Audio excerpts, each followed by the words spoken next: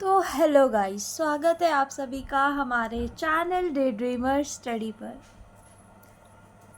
तो आप सभी को पता है कि हमारा चैनल डे ड्रीमर स्टडी उन लोगों के लिए है जो लोग दिन में सपने देखते हैं और दिन में ही उन्हें पूरा करने की काबिलियत भी रखते हैं। तो उन्हीं लोगों के लिए बनाया गया ये चैनल डे ड्रीमर स्टडी है। हमारे चैनल डे ड्रीमर स्टडी पर आपके लिए हम लेकर आते हैं ढेर सारा content study, mindset, career and motivation से रिलेटेड, जिसमें जॉब में गवर्नमेंट जॉब, प्राइवेट जॉब, दोनों ही जॉब से रिलेटेड आपको कंटेंट देखने को मिलेगा। अगर आपको करनी है अपनी जॉब स्विच, उसके लिए आपको क्या क्या चीज़ें करने की ज़रूरत पड़ेगी, और आपको अगर चाहिए हाईएस्ट पेइंग जॉब, तो उसके लिए जितनी चीज़ें ज़रूरत पड़ती है वो सारी चीज़ें हमारे चैनल पर अवेलेबल हैं और हम उन पे प्लेलिस्ट बनाने जा रहे हैं। तो सबसे पहले तो हम टॉपिक कवर कर रहे हैं ऑपरेटिंग सिस्टम, और इसके अलावा एप्टीट्यूड के काफ़ी टॉपिक्स की वीडियोस भी हमारे चैनल पर कवर हो चुकी है। गवर्नमेंट जॉब से रिलेटेड भी वीडियोस के लिए हमने प्लेलिस्ट बना रखी है हमारे चैनल डे ड्रीमर स्टडी पर।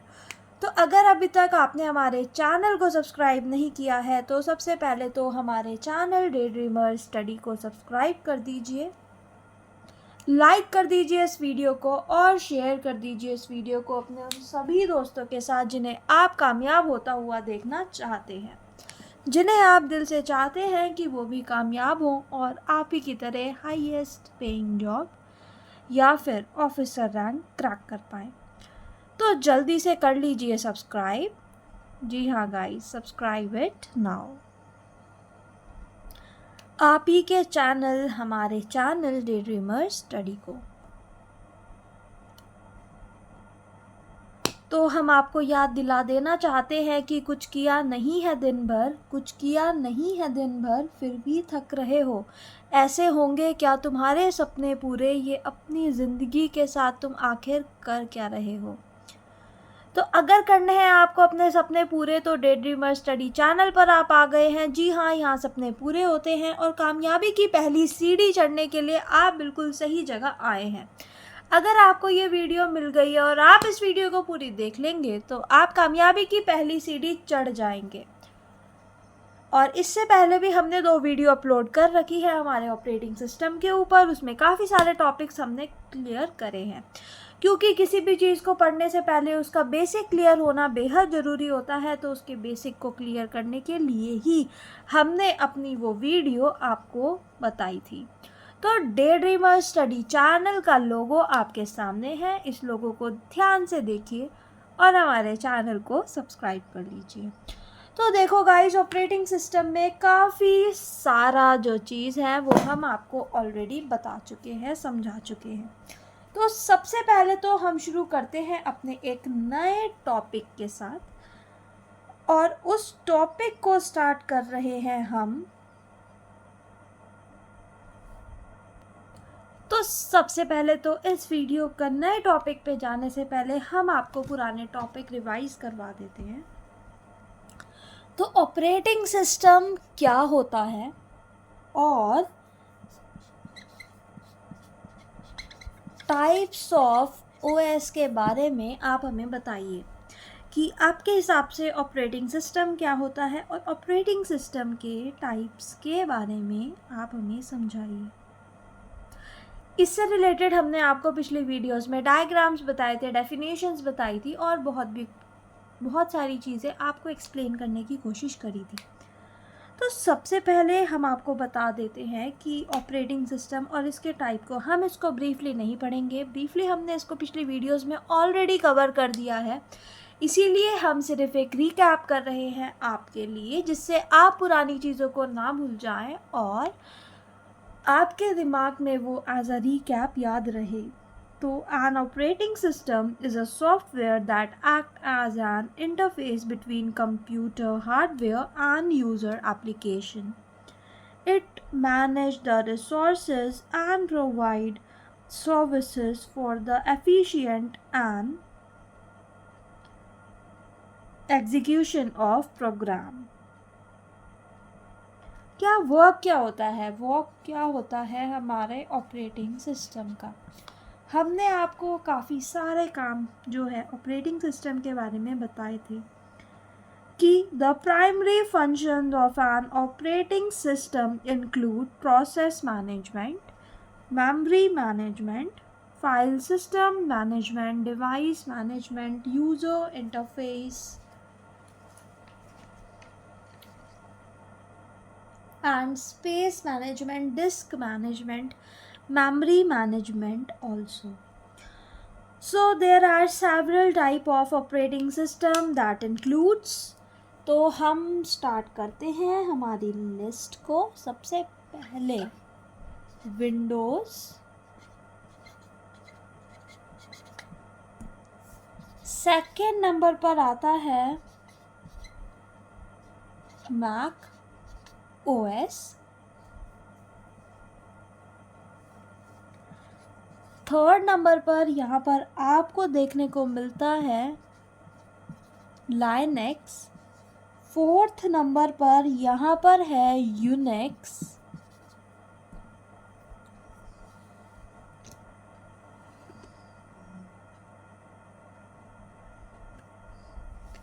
यहाँ पर हम लिखते हैं फिफ्थ नंबर पर एंड्रॉयड,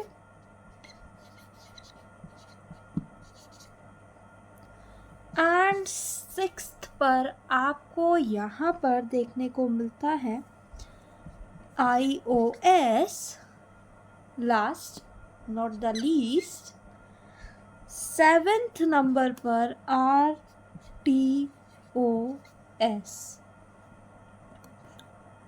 क्या आप अवेयर हैं ये सारी चीज़ों से, क्योंकि हम ये आपको ऑलरेडी बता चुके हैं, ऑलरेडी समझा चुके हैं और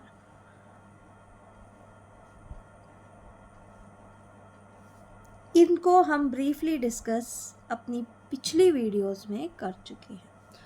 तो एक बार रिकैप ले लेते हैं, फिर से आपको एक्सप्लेन करते हैं इसको। विंडोज़ से आप क्या समझते हैं? विंडो जो है डेवलप करी थी माइक्रोसॉफ्ट ने, window developed by Microsoft. Windows developed by Microsoft Windows is the widely used operating system for personal computer. वो एक यूज़र फ्रेंडली इंटरफेस ऑफर करता है। बहुत सारी सॉफ्टवेयर एप्लीकेशंस हम विंडो पे रन कर सकते हैं and it is compatible with various hardware configurations also. बात करें मैक ओएस की, तो मैक ओएस किसने डेवलप किया था? It is developed by Apple. Mac OS is the operating system used on Apple Mac computer. जो मैक कंप्यूटर पे जो ऑपरेटिंग सिस्टम यूज़ होता है वो होता है मैक ओएस।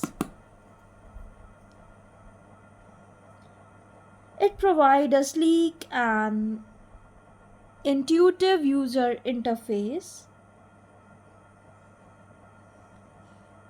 बात करें लिनक्स की, तो Linux is an open source operating system that is highly customizable and widely used in server environment and embedded system. It offers a high level of stability, security, flexibility, numerous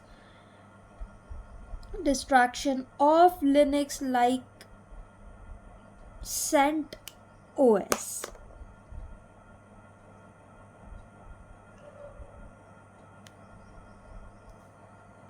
So there are numerous distributions of OS, that is CentOS, and moving on to our fourth part, that is Unix, fourth type. Unix is a powerful multi-user operating system that serves as the foundation for many other operating systems including Linux and Mac OS. It provides a stable, secure environment and is famous for server applications also. अब बात करते हैं Android की, जो 5th number पर हमने लिखा है. Android is developed by Google. Android is an open source operating system primarily designed for mobile devices such as smartphones and tablets. It offers a rich ecosystem of applications and customizing options. बात करें iOS की, तो iOS developed by Apple.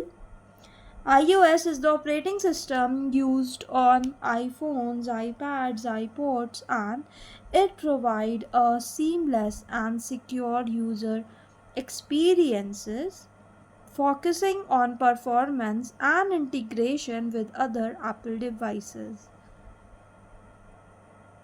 What is real-time operating system? That is RTOS. It is real-time operating system. RTOS is designed for system that reduces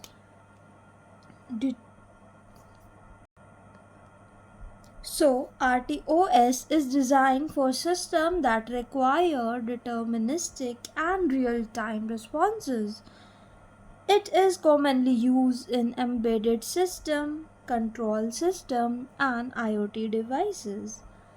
और इसके बाद हमने कुछ topics और कवर किए थे, जैसे कि जिनका नाम है कि multi processor, multi threading, multi programming और इनमें क्या डिफरेंस होता है.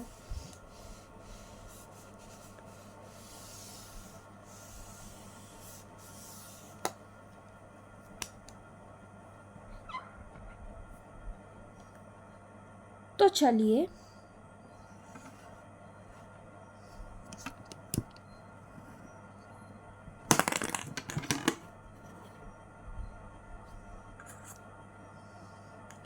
ऑपरेटिंग सिस्टम की बात करें, और ये सारी चीज़ों को, और इसके अलावा हमने पढ़ा था प्रोग्राम, प्रोसेस एंड थ्रेड्स के बारे में. अगर आपको इन सारे टॉपिक्स में से किसी भी टॉपिक में कोई भी दिक्कत आ रही है, कोई भी प्रॉब्लम आ रही है, तो आप हमें कमेंट बॉक्स में लिख के बता सकते हैं. वरना वीडियो के एंड तक रुकिएगा तो हम आपको बचे हुए टॉपिक्स जो हमने पिछली बार कवर किए थे उसका रिवीजन भी आपको एक बार करवा देंगे, या फिर हम आपको एक 1 लाइनर में थोड़ा सा रिकैप तो करवा ही देंगे. बाकी आपको डीपली उन्हें पढ़ना है तो आप पिछली वीडियोस को देख सकते हैं. तो बढ़ते हैं हमारे अगले टॉपिक की ओर, जिसका नाम है प्रोसेस स्टेट्स के बारे में.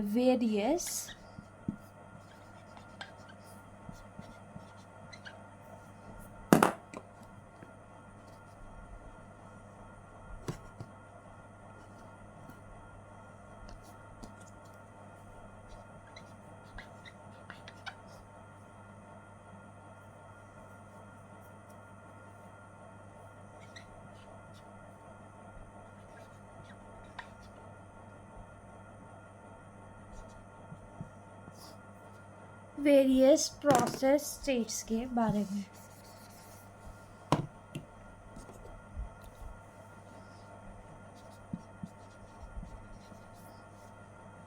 तो इसको पढ़ने के लिए हम आपको कुछ चीज़ें जो है वो समझा देते हैं. हम इसका एक प्रॉपर डायग्राम हमने आपके लिए बनाया है, हम आपको वो भी दिखाएंगे, वो भी समझाएंगे. तो सबसे पहले तो हम आपको बता देते हैं, जैसे कि आपने कोई भी प्रोग्राम जो है वो रन करना है. सपोज़ आपने कुछ भी चीज़ जो है वो आपने उठाई है, आप उसको ओपन कर रहे हैं, राइट. अगर आपने कोई कंपाइलर उठाया है, या फिर आपने कोई नोटपैड डिवाइस उठाया है, आपने कैलकुलेटर ओपन किया है, या ऐसा कोई चीज़ उठाई है, ठीक है, तो आपको उसको रन करना है. तो सबसे पहले तो वो जो चीज़ है, वो जो प्रोग्राम है, वो आप समझो कि आपने उसका एक न्यू स्टेट जो है वो बना दिया है, ठीक है. न्यू जो स्टेट है हमने उसका वो क्रिएट कर दिया है.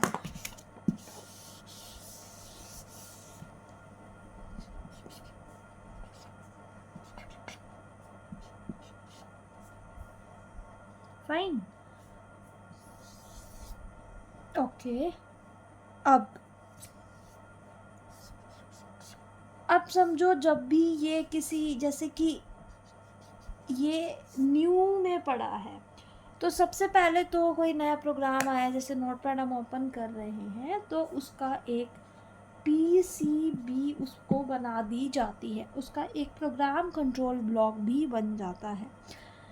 वो रेडी स्टेट में आ गया, राइट। अब वो रेडी स्टेट में आ गया है, उसमें प्रोग्राम जो है वो रेडी हो गया है। रेडी स्टेट में आने के बाद स्केड्यूल एंड डिस्पैच प्रोसेस का यूज़ करके उसको हम रन स्टेट में लेकर आ रहे हैं।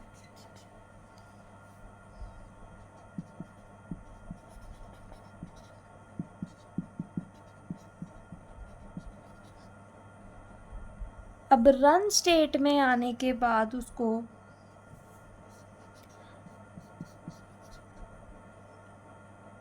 अगर वो कंप्लीट हो गया है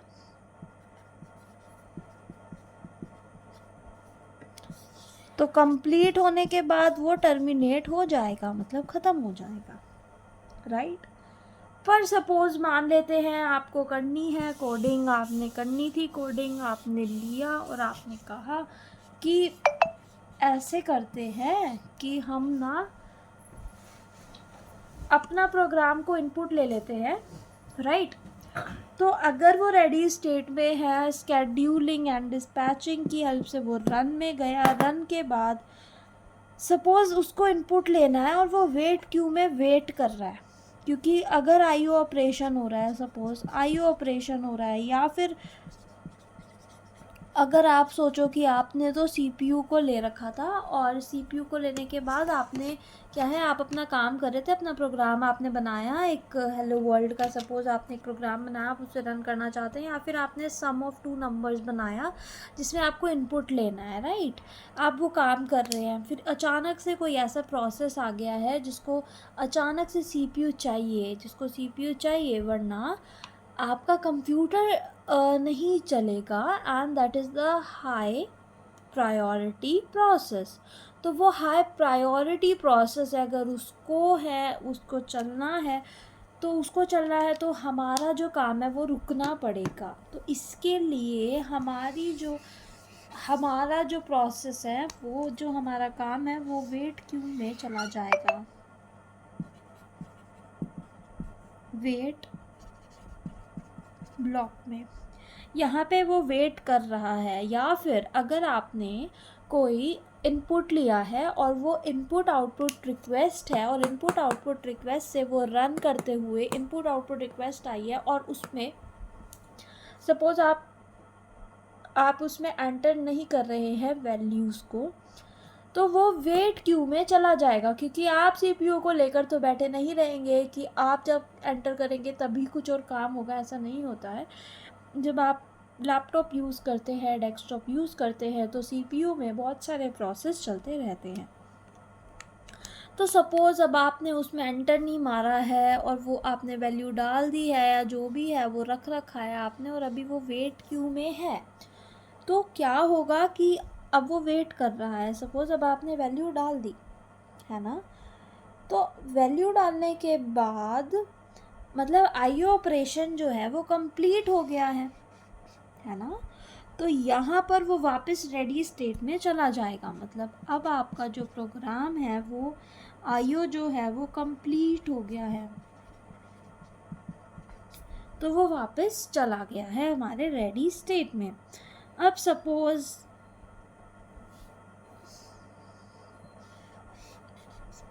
सपोज़ क्या हुआ कि सपोज़ यहाँ पर ये वेट कर रहा है और बहुत देर हो गई है ऐसे वेट करते करते, कोई रिस्पॉन्ड नहीं हो रहा है, राइट। तो ये यहाँ पर वेट नहीं करता रहेगा, ये एक सस्पेंशन वेट में चला जाएगा, इसको बोलते हैं सस्पेंड वेट। ये यहाँ पर सस्पेंड हो गया है और सस्पेंड वेट में चला गया है। सपोज सस्पेंड वेट हो गया है, सस्पेंड वेट में वापस हो गया है, आप उस पर कोई एंटर वेंटर नहीं कर रहे थे, कोई वैल्यू ऐड नहीं कर रहे थे, सपोज आपने वैल्यू ऐड कर दी है ना, आपने वैल्यू ऐड कर दी और काफ़ी देर बाद आपने वैल्यू ऐड करी, तो यहाँ पर हम उससे जो है काम लेंगे, इसको बोलते हैं सस्पेंड रेडी, ठीक है। और सस्पेंड रेडी से वो वापस से रेडी क्यू में जाएगा, तो इसको हम बोलते हैं रिज्यूम,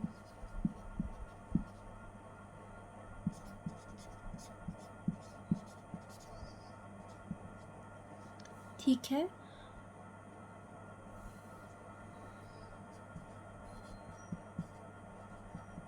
ये है हमारा priority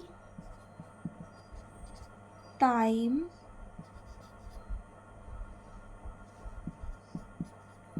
quantum.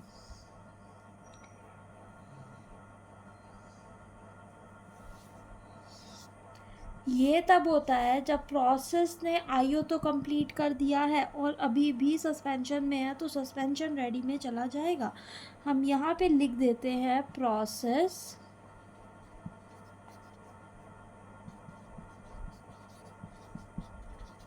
completed IO but still in suspend।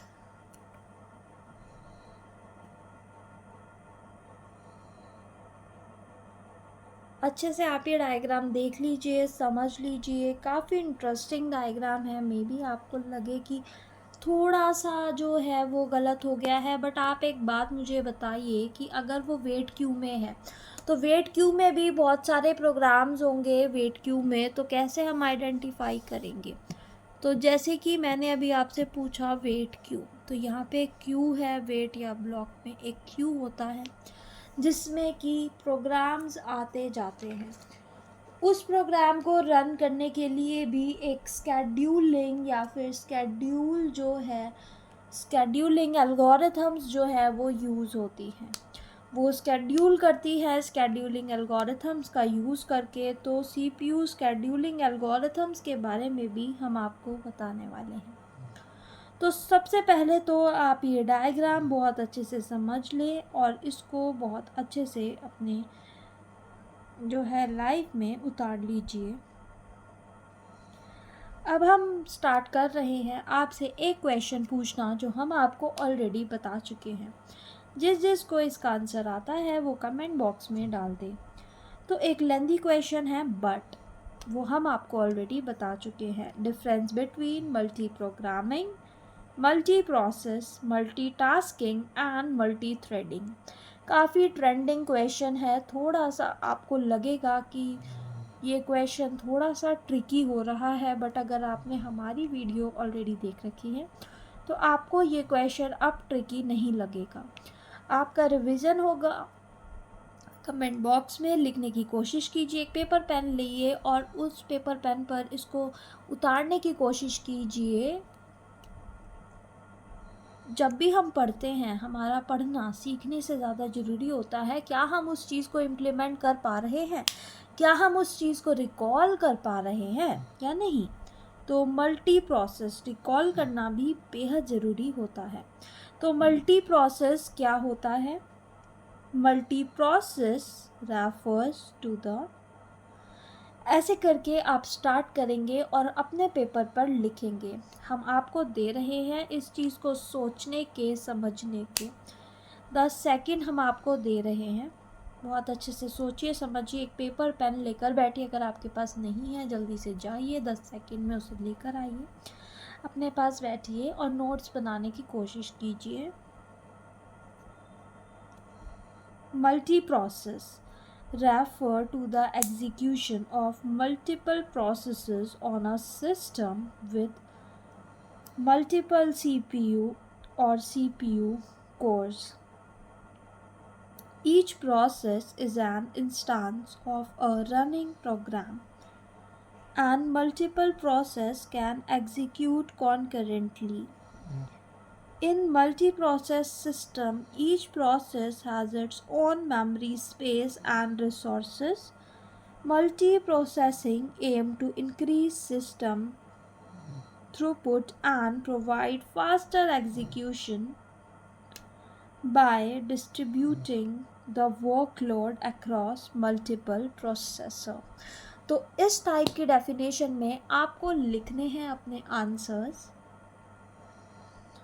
जिसका नाम है मल्टी प्रोसेस। आप चाहें तो मैं ये डेफिनेशन आपके लिए रिपीट कर सकती हूँ, अगर आपको ये डेफिनेशन अपने पास लिखनी है, नोट डाउन करनी है, so you can do it. I am repeating this for you. Multiprocess. Multiprocess refer to the execution of multiple process on a system with multiple CPU or CPU cores.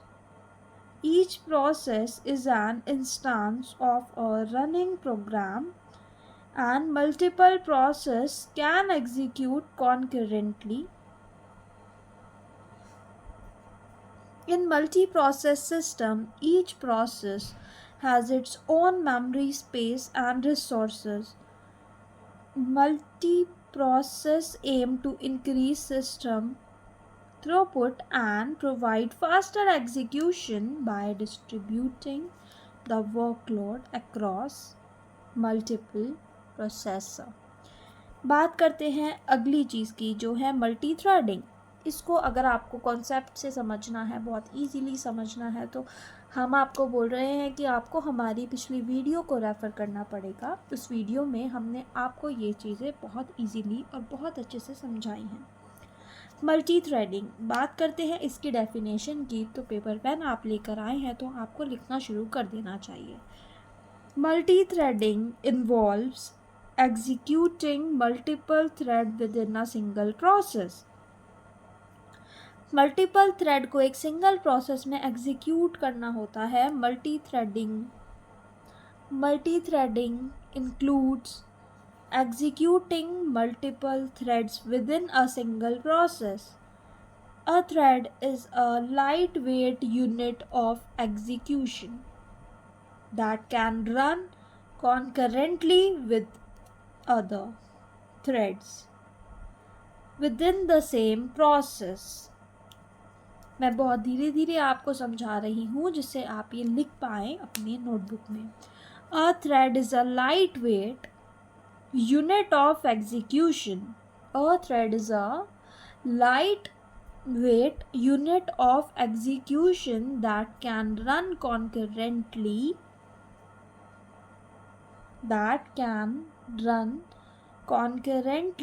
with each other.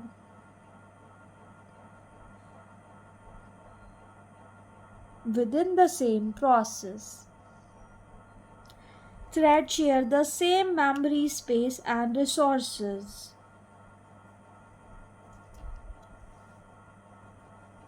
Such as file handles and network connections. Multi-threading allow for parallel execution within a process,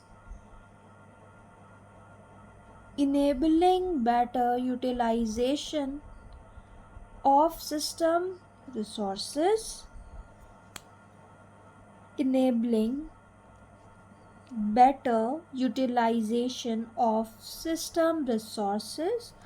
and potentially involving performance by dividing tasks into small units of work which can be executed concurrently. तो वो improve करता है performance को, potentially improving performance by dividing tasks into smaller unit of work that can execute it concurrently. अगर बात करें multi programming की, तो multi programming is a technique where multiple programs are loaded into memory simultaneously and CPU shift between them to execute instruction. The purpose of multiple programming is to minimize the CPU utilization and keeping the CPU busy by quickly switching between programs with one is waiting for IO and other operations. Each program has its own separate memory space. I am repeating this for you. Multi-programming is a technique where multiple programs are loaded into memory simultaneously and CPU switches between them to execute instructions. The purpose of multiprogramming is to maximize the CPU utilization and keep the CPU busy by quickly switching between different programs with one is waiting in the IO and other operations. Each program has its own separate memory space. बात करें अगली definition की, जिसका नाम है multitasking. तो multitasking is a technique that allow multiple tasks or process to run concurrently on a single CPU. The CPU time is divided among the tasks, giving the illusion of parallel execution. The operating system switches between the tasks rapidly, given each task a time slice or quantum to execute. Multitasking is commonly used in modern operating systems to provide the responsive and ability to run multiple applications simultaneously. I am repeating multitasking once again. The multitasking is a technique that allow multitask or process to run concurrently on a single CPU.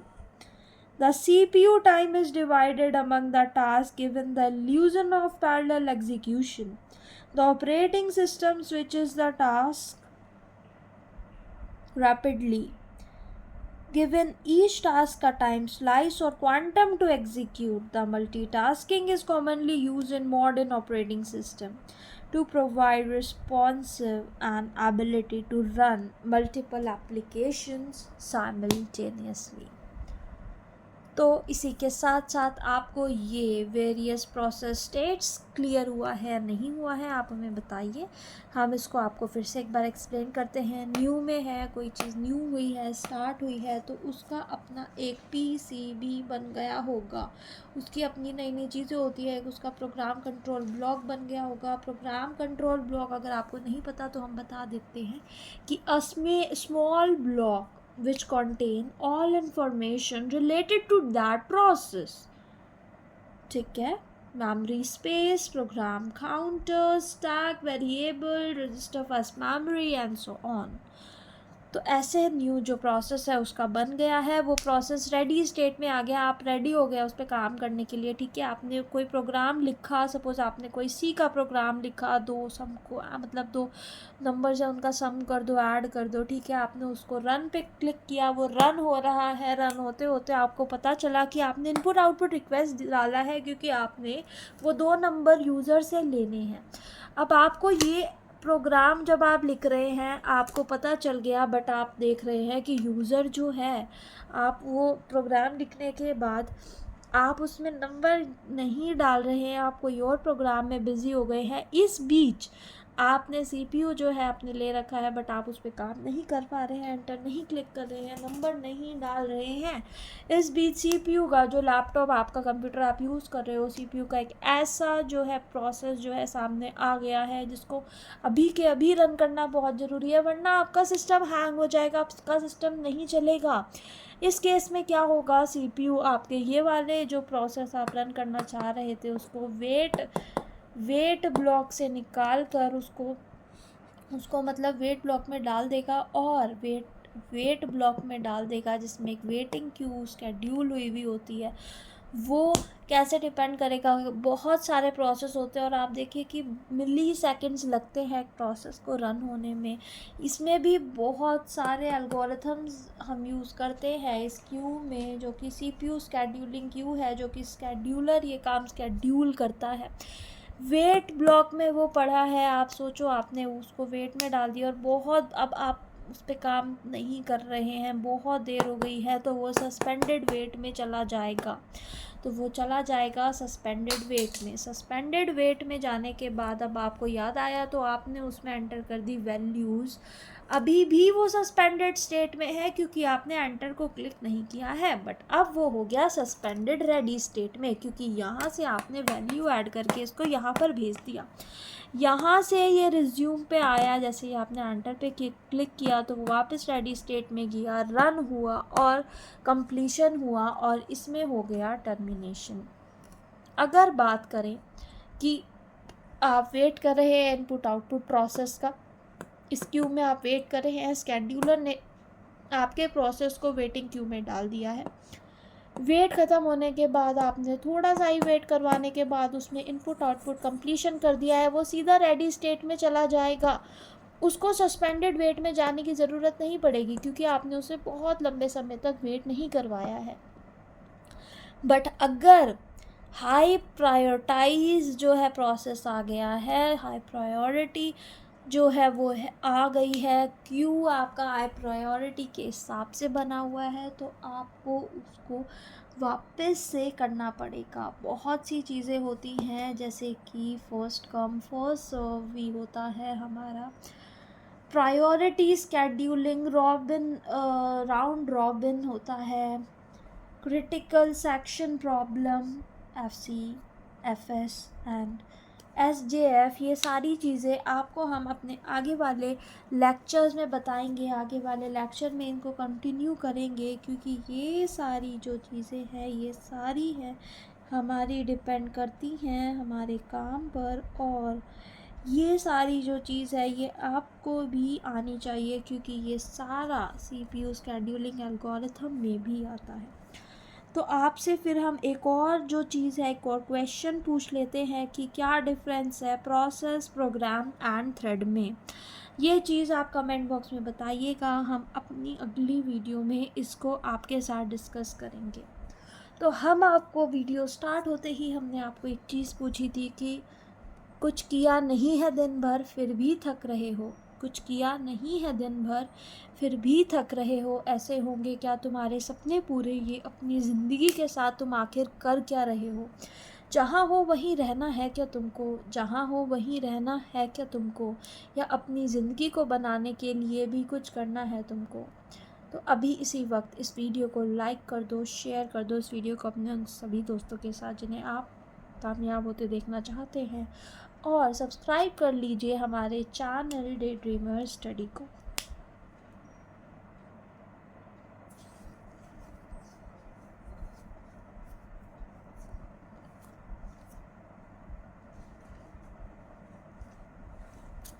और अगर आपको उसमें अच्छे से clear नहीं हो रहा है तो मैं आपके लिए ये थोड़ा सा मैंने अपने नोट्स में बनाया है, तो मैं आपको ये भी दिखा देती हूँ।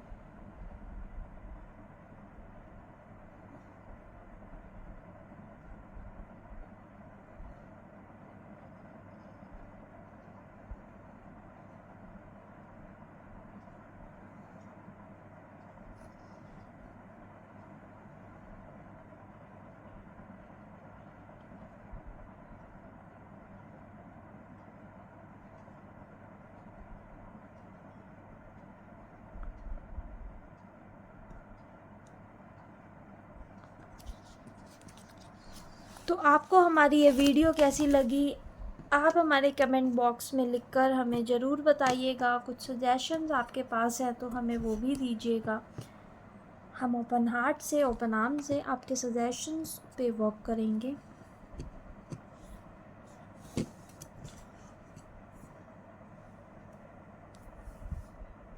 एंड होमवर्क क्वेश्चन जो है प्रोसेस, प्रोग्राम एंड थ्रेड, इन तीनों का डिफरेंस, और इन तीनों का डिफरेंस हम अपनी पिछली वीडियोस में ऑलरेडी कवर कर चुके हैं। तो अगर आपको नहीं पता तो आप हमारी वीडियो ज़रूर देखिए, पता लगाइए, और बहुत ईजी तरीके से हमने आपको समझाया है। और कल हम आपको वो चीज़ फिर से समझा सकते हैं और उस चीज़ पर हम आपको उनकी एक प्रॉपर डेफिनेशन भी देंगे, अगर आपको एक डेफिनेशन चाहिए।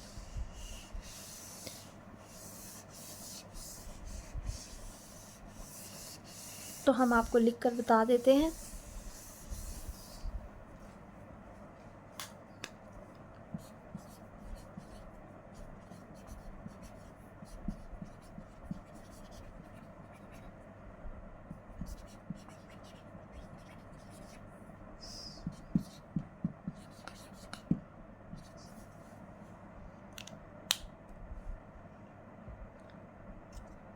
और ये है आपका होमवर्क में।